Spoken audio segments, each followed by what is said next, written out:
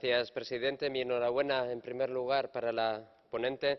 Con más inversión e investigación y menos trabas, necesitamos desarrollar un modelo energético basado también en proyectos a escala local, es decir, puntos de autogeneración y autoconsumo pegados a la ciudadanía, lo que debería conllevar que dichas decisiones se tomen también a nivel local y regional y junto con la ciudadanía.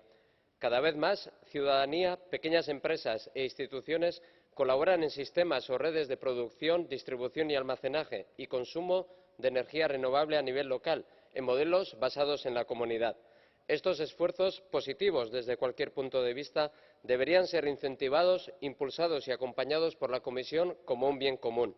Y creo que esto debería fomentarse también en entornos de cooperación transfronteriza, para ampliar las redes locales que terminarán por configurar una transición energética real y sostenible a nivel europeo y, además, como apuntaba la ponente, serán un factor de cohesión. Gracias.